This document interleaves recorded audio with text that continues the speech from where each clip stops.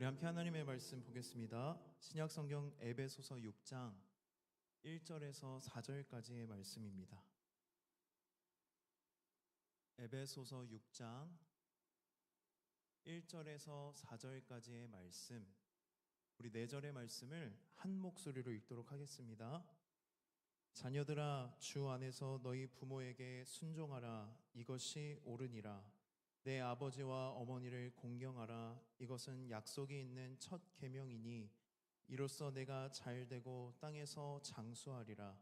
또 아비들아, 너희 자녀를 노엽게 하지 말고 오직 주의 교훈과 훈계로 양육하라. 아멘. 제가 신학대학원을 다닐 때에 수업 이름은 기억나지 않지만 구약을 배우는 수업이었고요. 그때 십계명에 대해서 공부한 적이 있습니다. 십계명 중에 제5계명이 내 부모를 공경하라였는데요. 교수님이 그때 저희들에게 토론 주제를 던져주셨는데 어떤 걸 가지고 토론했냐면, 만약 너희 부모님이 매일 술 마시고 너희들을 두드려 팬다면 그런 부모도 공경해야 되는가?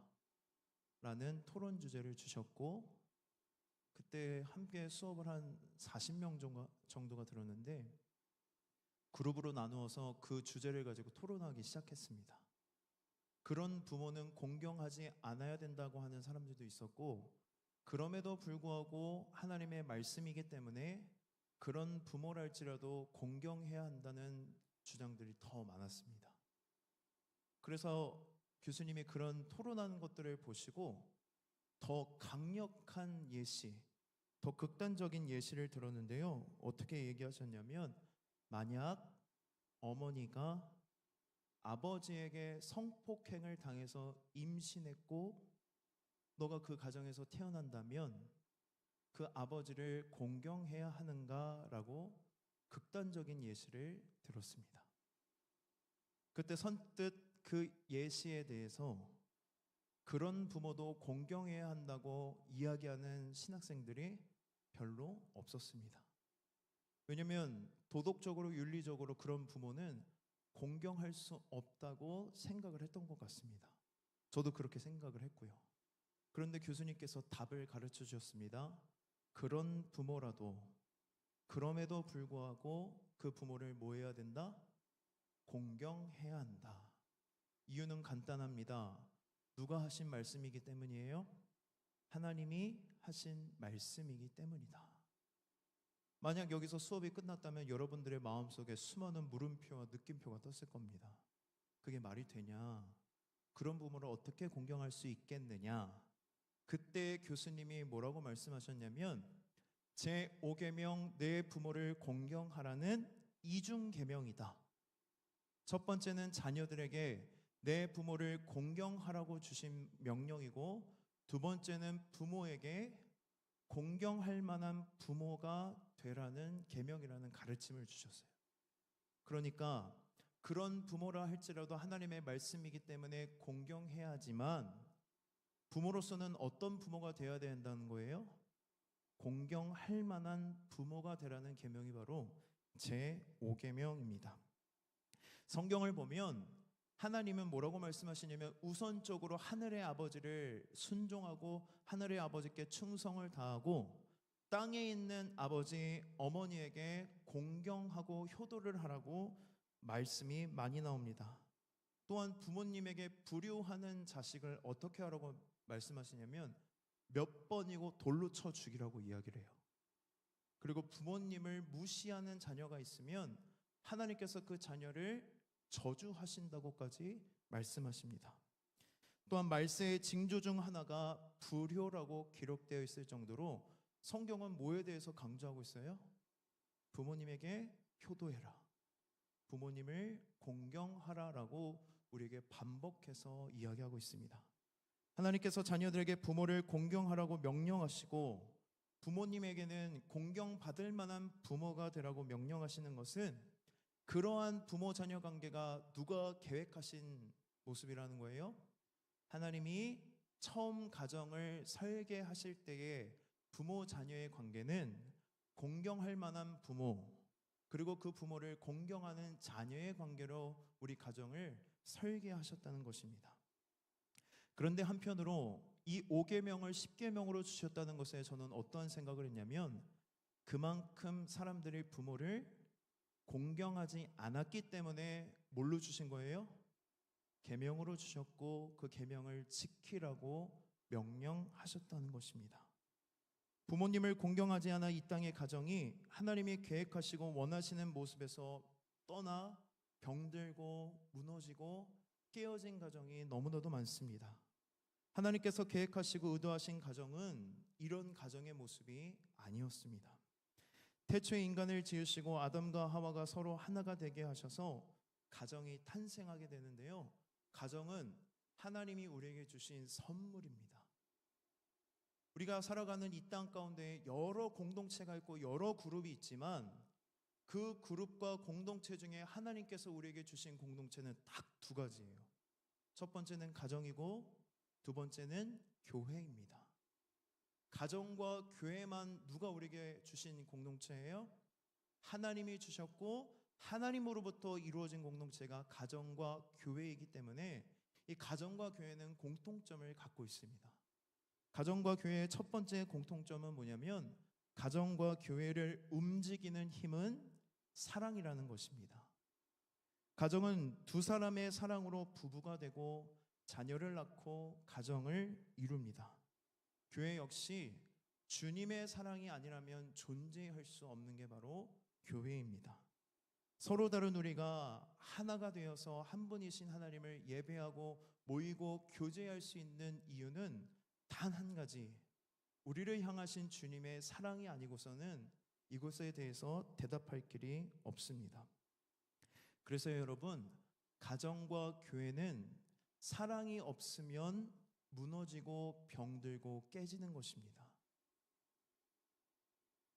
두 번째 공통점은 무엇이냐면, 가정과 교회의 주인은 하나님 한 분이라는 것입니다. 가정이나 교회나 사람이 주인이 될 수 없습니다. 사람이 주인이 되면 가정이 쉽게 무너지고, 교회는 사람이 주인일 때에 교회라고 말할 수 없습니다. 교회의 머리는 누구밖에 없어요? 주님밖에 없기 때문에 그 교회의 머리가 한 사람이 되면 그것은 교회라고 불릴 수 없습니다. 가정이 쉽게 무너지고 교회는 교회라고 말할 수 없는데요. 가정은 하나님이 주인이 되셔서 지켜주셔야 온전하고 행복할 수 있습니다.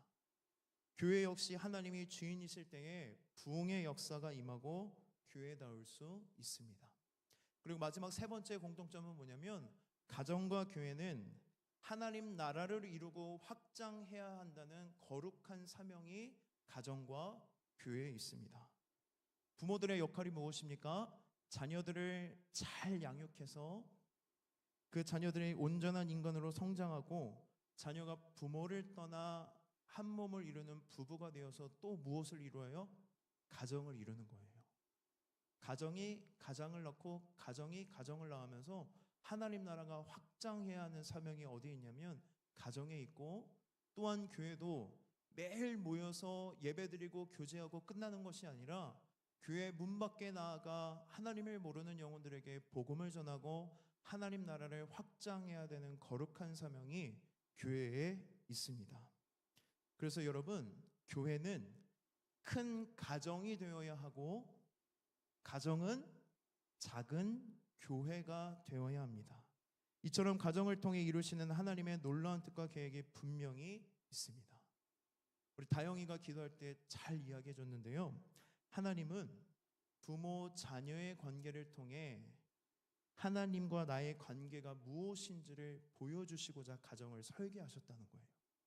그러니까 여러분, 부모님의 역할은 뭐예요?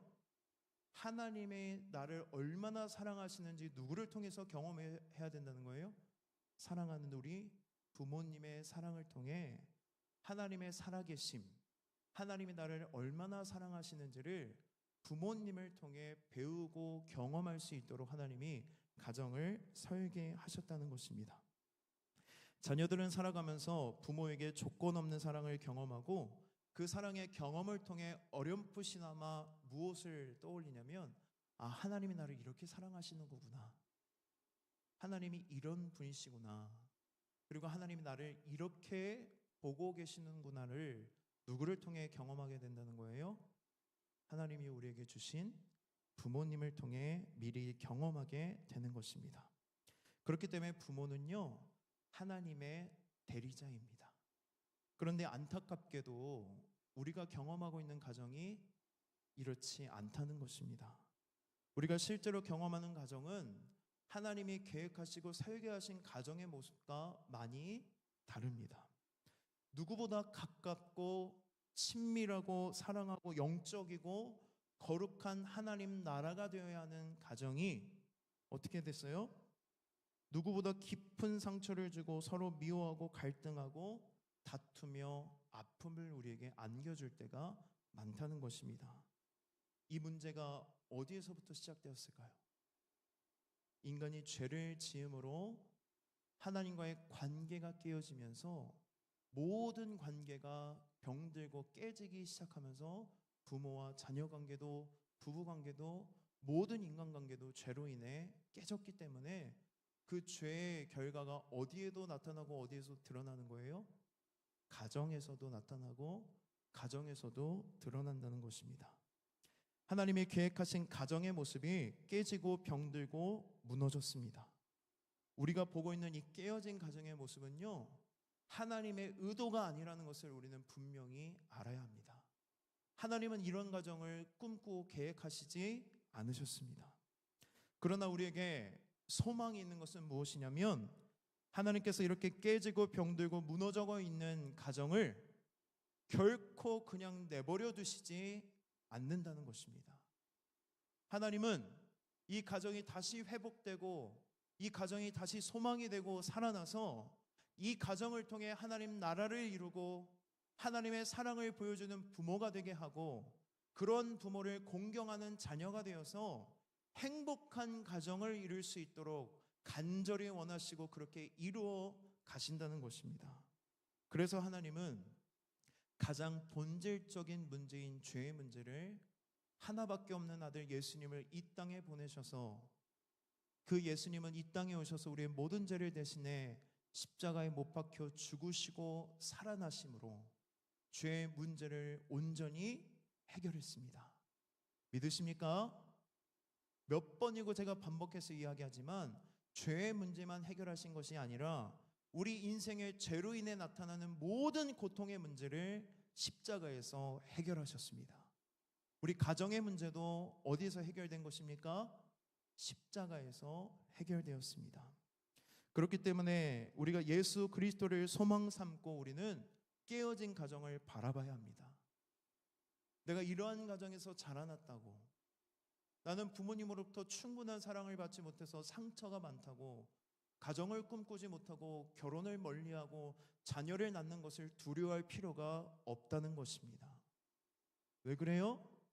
예수님이 우리 가정을 회복하고 계시고 예수님이 고치시고 예수님이 우리의 소망이 되시기 때문입니다. 깨어진 우리의 가정을 어떻게 회복할 수 있느냐? 바울은 우리에게 주 안에서 이 문제를 해결하라고 이야기합니다. 우리 1절의 말씀 함께 읽도록 하겠습니다. 시작.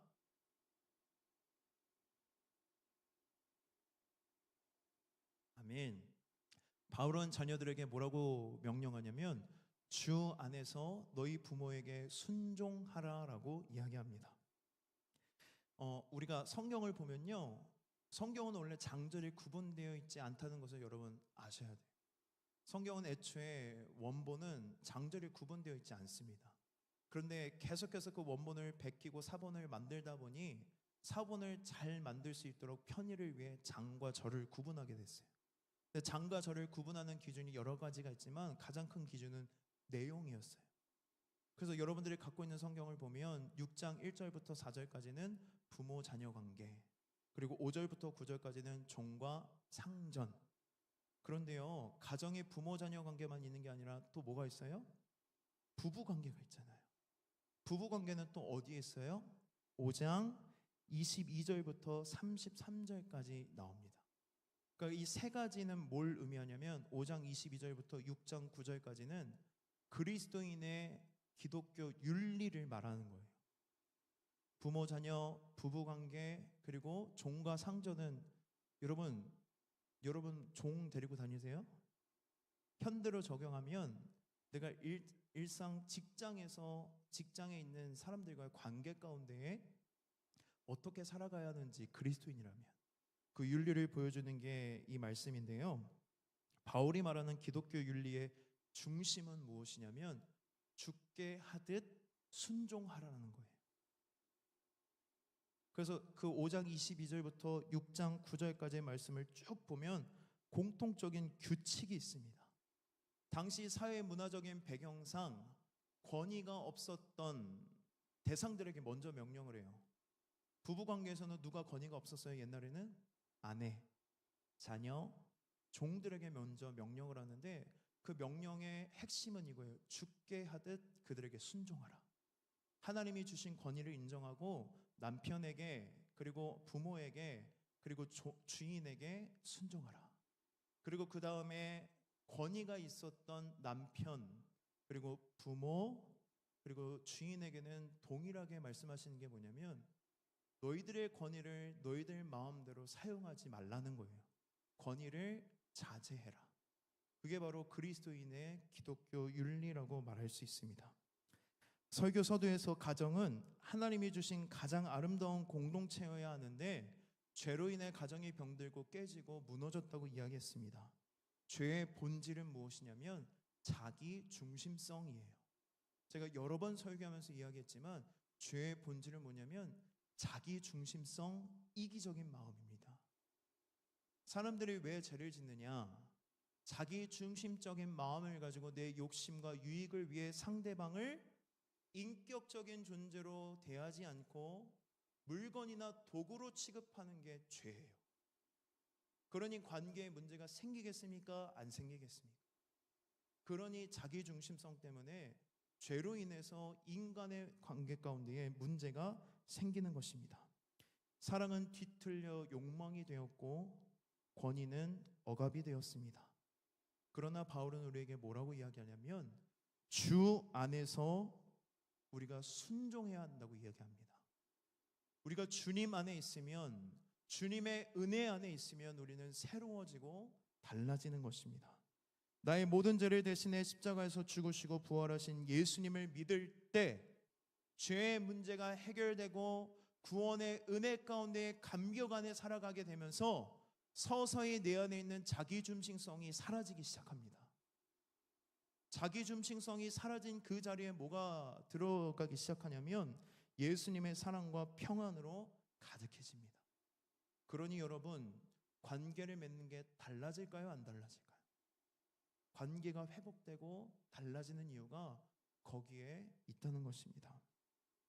하나님과 나를 가로막고 있던 죄가 사라지고 하나님과의 관계가 화목된 것처럼 주 안에서 우리는 부모님과 어떠한 관계를 맺어야 된다는 거예요? 화목한 관계를 맺어야 한다고 말씀합니다. 이 놀라운 은혜 때문에 부모님을 용서할 수 있고 부모님을 사랑할 수 있고 부모님과 화목하게 지낼 수 있습니다. 부모님을 향한 순종도 달라집니다.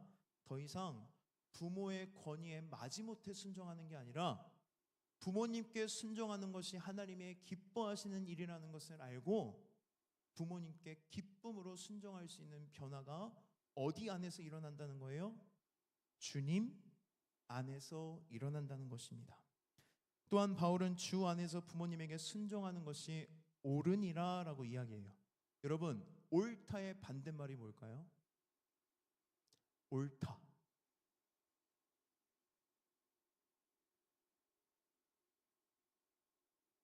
잘 모르세요? 제가 수요예배 때 얘기했는데 세우미가 안이병 2기에 돌입했어요. 모든 것을 안 모든 대답을 아니, 안 그래 이런데요. 세우미 기준으로는 뭐예요? 안 옳다. 옳다의 반대말이 틀리다라고 생각을 하는데요. 히브리인들에게 옳다라는 개념은 무슨 개념이냐면 본성이라는 뜻이에요. 본성이다. 본성이라는 건 무슨 뜻이에요? 하나님이 우리를 창조하실 때 우리에게 주셨던 하나님의 형상을 옳은 상태라는 거예요. 그러니까 우리가 주 안에서 부모님께 순종하는 것은 하나님이 우리를 창조하실 때 우리에게 넣어주신 하나님의 뭐라는 거예요? 형상, 하나님 우리에게 주신 본성. 그런데 그 본성을 우리가 뭐 때문에 잃어버렸어요? 죄 때문에 잃어버렸잖아요. 하나님과 관계가 깨지면서. 그러니까 여러분, 주 안에서 부모님께 순종하는 게 쉽습니까? 어렵습니까? 여러분, 부모님 말씀에 다 순종하세요? 어렵잖아요. 저도 어려워요. 어렸을 때는 부모님 말씀에 순종이 잘 됐거든요. 아무것도 모르니까. 근데 머리가 커지니까 이제 어떤 생각이 드냐면, 부모님이 뭘 얘기하면 여러분 공감하실 텐데, 부모님의 말이 틀리다고 생각을 해요. 왜? 내가 더 많은 지식과 정보를 갖고 있기 때문에 엄마는 틀렸어, 아빠는 틀렸어. 그리고 엄마 아빠가 갖고 있는 생각과 경험은 다 언제 거예요? 다 옛날 거라고 생각하고 다 치부해버린다는 거예요. 지금이랑 안 맞아. 그리고 어떻게 생각합니까? 부모님의 말씀을 들을 때에, 부모님이 이야기할 때에 지금 내 상황과 형편을 알지도 못하면서 하는 말이라고 생각하면서 부모님의 말씀에 순종하지 않을 때가 너무나도 많음을 제 안에서 많이 발견합니다. 그러나 여러분, 우리의 정체성이 늘 주님 안에 있다는 것을 기억하십시오. 여러분이 주님 안에 있다면 이제 여러분의 태도가 달라져야 됩니다. 여러분의 의지로 달라지는 게 아니라 여러분 안에 계시는 주님이 여러분의 태도를 변화시킬 것입니다. 부모님의 말씀이 얼토당토하지 않게 느낄지라도 부모님의 말씀에 대해서 다시 한번 생각하게 되고 순종하고자 하는 마음이 우리 안에 일어날 것입니다. 내 마음에 그런 마음이 일어날 때, 또는 반대의 마음이 일어날 때 오늘 말씀을 기억하십시오. 주 안에서 부모님께 순종하는 것이 뭐하니라? 옳으니라. 하나님이 기뻐하시니라. 하나님이 그렇게 우리를 창조하셨느니라. 그것이 하나님 나라의 백성다운 삶이고 그리스도인다운 삶이라는 것을 기억하며 주님의 말씀에 순종하는, 부모님의 말씀에 순종하는 저와 여러분이 되기를 소망합니다. 우리 2절과 3절 말씀을 함께 읽어보도록 하겠습니다. 시작.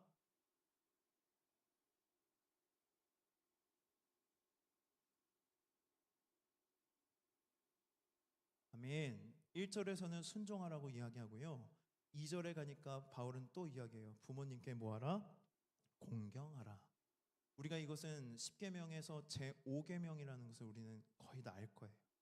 십계명을 학자들이 다 이렇게 이야기합니다. 두 돌판으로 되어 있는데 한 돌판은 1계명부터 4계명까지 기록되어 있다. 그 한 돌판을 왜 1계명부터 4계명까지라고 이야기하느냐?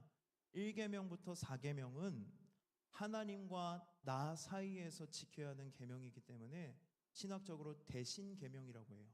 대하다, 신을 대하다. 그렇다면 5계명부터 10계명, 다른 두 돌판은 무슨 계명일까요?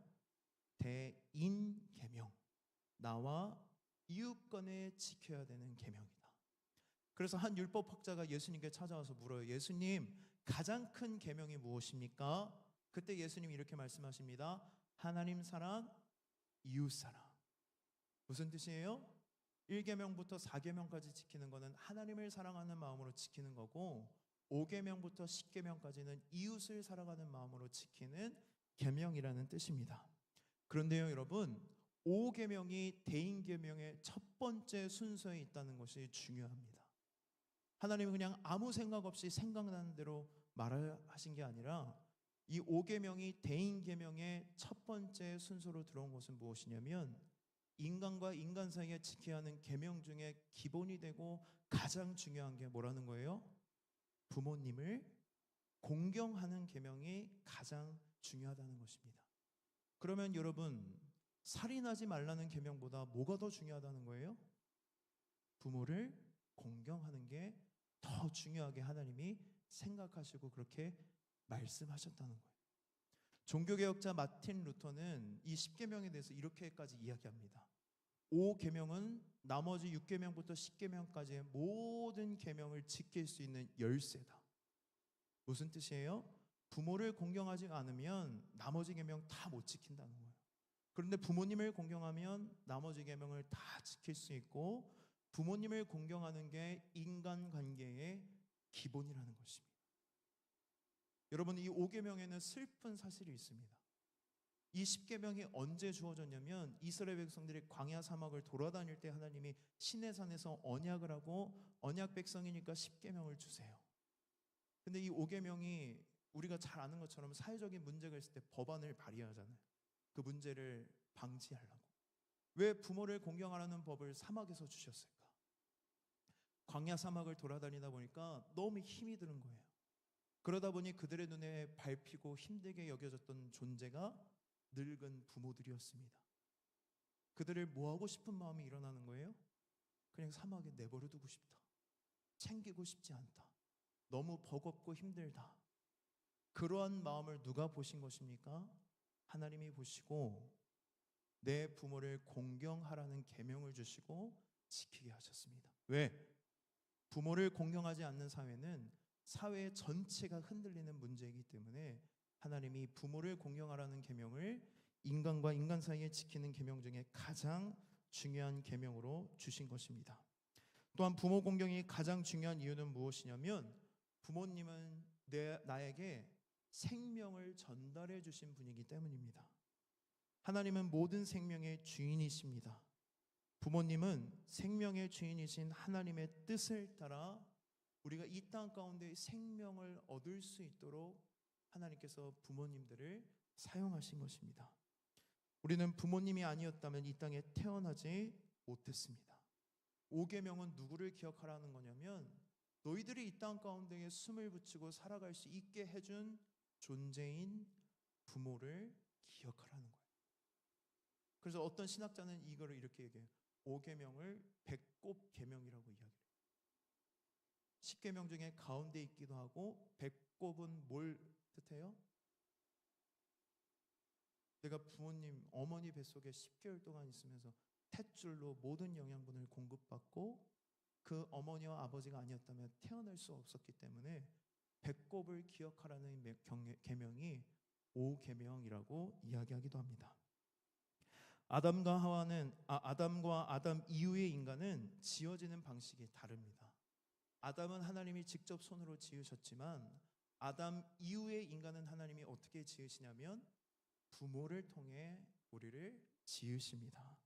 그렇기 때문에 부모님은 하나님의 대리자이면서 창조 사역의 동역자이십니다.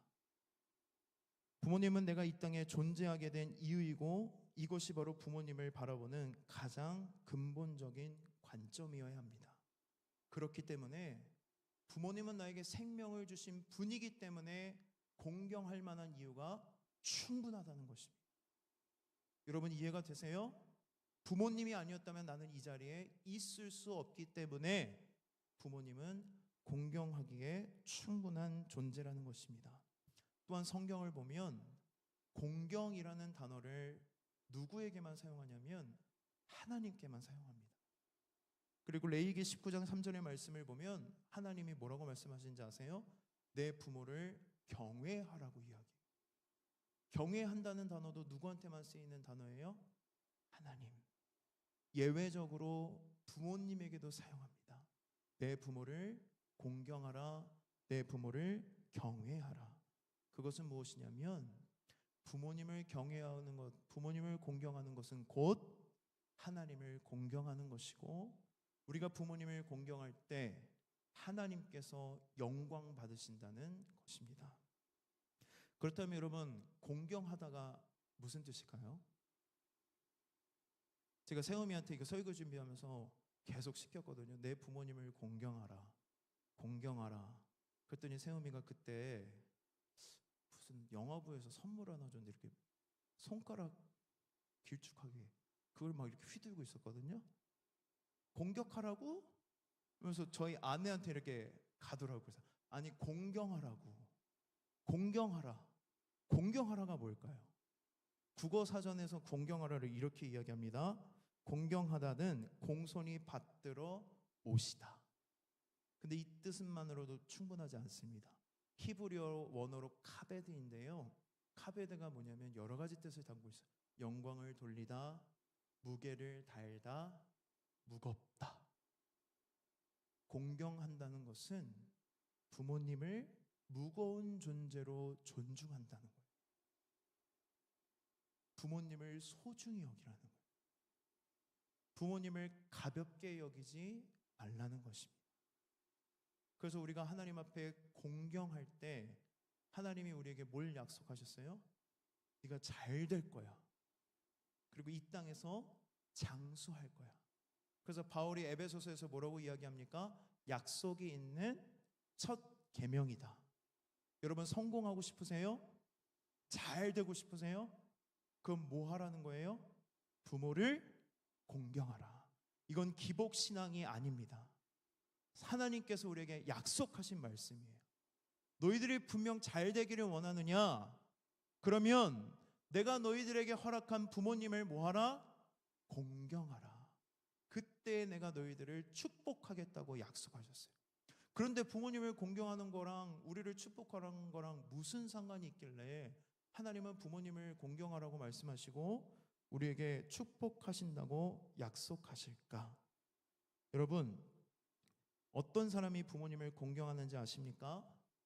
내가 이 땅에 우연하게 태어나지 않았고 나를 향하신 하나님의 놀라운 계획이 있으며 그런 하나님을 신뢰하기 때문에 나를 이 땅에 태어나게 하신 부모님을 공경하는 거예요. 무슨 뜻인지 이해가 되세요? 나는 그냥 이 땅에 우연하게 태어난 게 아니야. 하나님이 나를 향하신 섭리와 계획 가운데에 내 부모님을 선택하셨고 그 부모님을 통해 내가 이 땅에 태어났기 때문에 부모님을 어떻게 하는 거예요? 공경하는 것입니다. 그럼 이 부모 공경은 하나님을 온전히 신뢰하는 사람만 할 수 있다는 거예요. 하나님을 온전히 신뢰하는 사람, 그 사람만이 부모님을 공경할 수 있다는 것입니다. 하나님을 향한 온전한 신뢰를 가지면 우리는 부모님을 다시 보게 됩니다. 이전까지 여러분 이런 생각 해보신 적 없으십니까? 부모님이 내 인생을 더 좀 책임져 줬으면 좋겠는데, 더 좀 도와줬으면 좋겠는데, 밀어줬으면 좋겠는데 왜 우리 부모님은 그렇게 못해줄까? 왜 우리 부모님은 이렇게 약할까? 가난하실까? 힘이 없을까? 그런데 여러분, 부모님을 공경하는 사람, 하나님을 신뢰하는 사람은 어떠한 믿음의 고백이 있냐면 부모가 내 인생을 책임져 주는 게 아니라 내 인생을 계획하시고 이 땅에 보내주신 하나님을 의지하고 그 하나님이 나를 책임진다는 믿음이 있기 때문에 부모를 바라보는 눈이 달라진다는 것입니다. 여러분, 부모님은 여러분들을 책임질 수 있는 존재가 아닙니다. 누가 우리 인생을 책임져 주셔야 돼요? 오직 하나님만이 우리 인생을 책임져 주십니다. 그분을 신뢰하고 그분을 의지할 때 우리는 우리에게 생명을 허락하게 해준, 우리를 이 땅에 태어나게 해준 부모님을 다시 보게 되고 그 부모님을 공경할 수 있는 것입니다. 그렇기 때문에 하나님을 온전히 신뢰하면 부모의 인격과 부모의 소유와 능력과 신앙의 유무와 상관없이 우리는 부모님을 공경할 수 있게 됩니다. 또한 부모님에 대한 모든 편견과 선입견에서 벗어날 수 있습니다. 왜 그래요? 부모님을 있는 그대로 받아들일 수 있게 됩니다. 그러면 부모님을 보는 눈이 달라져요. 부모님도 나와 같은 연약한 피조물의 하나의 존재로 바라볼 수 있게 됩니다. 부모님도 연약한 피조물이구나. 부모님도 누가 책임져야 되는 거예요? 하나님이 책임져 주셔야 되는 거예요. 부모님도 하나님이 사랑하시는 자녀이기 때문에 그 부모를 바라보는 눈이 달라지고 부모를 향한 마음이 달라지고 부모를 향한 마음이 달라지면 태도가 달라집니다. 그렇기 때문에 부모를 공경하는 문제는 효의 문제라든지 휴머니즘의 문제가 아니라 신앙의 문제라는 것을 여러분 반드시 아셔야 돼요. 그럼 어떻게 점검을 해야 됩니까? 내가 부모를 공경하지 못하는 것은 하나님을 공경하지 못하는 것이고 하나님을 신뢰하지 않는다는 것입니다. 그러나 반대로 내가 하나님을 온전히 신뢰하면 부모님을 공경하고 부모님을 공경하는 게 곧 하나님을 공경하게 된다는 것을 여러분 반드시 깨달아 하시고 믿으시고 실천하게 되어 하나님이 여러분들을 마음껏 축복하시도록 여러분 부모님을 공경하셨으면 좋겠어요. 공경하는 자를 하나님이 뭐 하신다고요? 축복하신다. 그 축복을 마음껏 누리는 여러분들이 되기를 주님의 이름으로 축복합니다. 마지막으로 4절 한 절만 읽고 마무리하고 함께 기도하도록 하겠습니다. 4절입니다. 시작.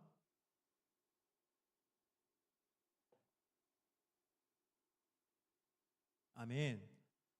3절까지는 뭐예요? 자녀들아. 제가 4절을 본문에 넣을까 말까 고민을 많이 했습니다. 이 자리에 부모이신 분 계세요? 저만 부모잖아요. 그래서 청년들한테 이 말씀이 해당이 될까 고민하다가 하나님이 어떤 마음을 주셨냐면 청년들도 뭐가 돼요? 부모가 될 것이고 가정을 이루게 되는데 청년의 때에 부모가 될 준비를 하라는 하나님의 마음을 주셨습니다. 하나님께서 부모들에게 뭐 하라고 말씀하세요? 자녀를 노엽게 하지 말아라. 자녀를 주의 교훈과 훈계로 양육하라고 말씀하십니다. 제가 지난주에 설교 원고에 있는데 하지 못한 이야기가 있습니다. 여러분, 좋은 부모가 되지 못할 것이라고 생각해 자녀를 낳는 것을 두려워하지 마십시오. 내 사랑에는 한계가 있지만 하나님의 사랑에는 한계가 없습니다. 그리고 자녀를 키울 때 너무 힘들지만 그것을 뛰어넘는 기쁨과 행복이 있어요. 그리고 제가 자녀를 키우면서 뭘 경험하냐면 하나님 아버지의 마음을 경험하기 시작해요. 하나님이 이런 마음이셨구나. 하나님이 나를 바라보실 때 이런 마음이었구나. 그러면서 자녀를 키우면서 아버지의 마음을 이해하게 되고 그 하나님을 더 깊이 사랑할 수 있게 됩니다. 사랑하는 청년 여러분, 여러분 가정을 꿈꾸십시오. 여러분들이 좋은 부모가 되기를 기도하고 결단하십시오. 목사님, 저에게는 너무 먼 미래의 일이에요. 그럼 여러분 언제 준비하고 언제 기도하시겠습니까? 지금 결단하고 기도하십시오. 그런 것들이 여러분들의 뭐가 되냐면 여러분들이 이뤄갈 행복한 가정의 기본이 되고 근간이 될 줄 믿습니다. 오늘은 특별히 제가 이 4절 말씀을 더 이야기하려고 하는데 그 시간을 내려놓고 오늘은 어떤 마음을 하나님이 주셨냐면 여러분들 들어오실 때 주보에 다 넣어드렸을 거예요. 여기 보시면 부모님을 위한 축복 기도문을 제가 넣어드렸거든요. 우리 임원분들은 볼펜을 나눠주시는데 오늘은 특별히 기도를 할 텐데 누구를 위해서 기도했으면 좋겠냐면 부모님을 위해서 기도했으면 좋겠습니다. 여러분 부모님을 위해서 기도하시죠? 5월 8일에 전화 드렸죠? 예, 제가 5월 8일 새벽에 기도를 하는데 어버이날이니까 부모님을 위해서 기도하는데 되게 낯설고 어색하더라고요. 자녀가 태어난 뒤로는 자녀를 위해서는 기도는 참 많이 했는데 부모님을 위해서 기도한 적이 참 없었다라는 것을 깨닫게 됐습니다. 그러면서 이번 주 주일에 청년 예배 드리고 나서 우리 청년들과 함께 부모님을 마음껏 축복하는 시간을 가졌으면 좋겠다라는 생각이 들어서 부모님을 위한 축복 기도문을 이 시간에 작성을 하려고 합니다. 방송실 음원 틀어주시면 볼펜 나눠드릴 때 노래가 너무 서정적이어서 여러분 눈물 흘릴 것 같은데 축복 기도문 쓰시면서 제 썰을 한 가지 풀도록 하겠습니다. 제가 지난 금요일 날 저희 아들 세음이에게 크게 화를 냈습니다. 한 번도 그렇게 화를 낸 적이 없었는데 제가 잘못했죠. 화를 내면 안 되는데 화를 이렇게 크게 큰 소리를 내니까 세음이가 한 번도 그렇게 혼난 적이 없어서 얼더라고요. 그리고 그날 세음이가 울면서 집에 돌아가게 됐는데 그날은 저랑 안 자겠다고 해가지고 저희 아내가 재우는데 세음이가 자는 시간에 되게 감성적으로 바뀌어요. 그때 마음에 담아두었던 얘기 다 하는데 아빠가 너무 무서웠다, 싫었다, 그리고 못생겼다 이렇게 얘기를 하더라고요. 그 화내는 모습이 못생겼다고 얘기를 하는데, 근데 그 얘기를 아내가 재우고 나서 이렇게 얘기를 들어줬는데 눈물이 핑 돌더라고요. 아, 내가 실수했구나. 그러면서 제가 한 가지 깨달은 게 뭐냐면, 우리 부모님한테 내가 사랑을 충분히 못 받았고 내가 부족하다고 느끼는데, 내가 자녀 양육을 하다 보니까 그게 결코 부족하지 않다는 것을 느꼈습니다. 우리 부모님은 최선을 다한 거구나. 근데 자녀의 입장에서 항상 어떤 생각이 들어요? 부족해, 상처받고 어려워하고 힘들어하는데, 여러분, 부모님은 여러분을 사랑하기 위해 이 땅에 오셨고 여러분들을 충분히 사랑하셨습니다. 그리고 하나님께서 하나님의 대리자로 여러분들의 부모를 세우셨습니다. 그 부모님의 사랑을 기억하면서 이 시간 부모님을 위한 축복 기도문을 한번 적어보도록 하겠습니다.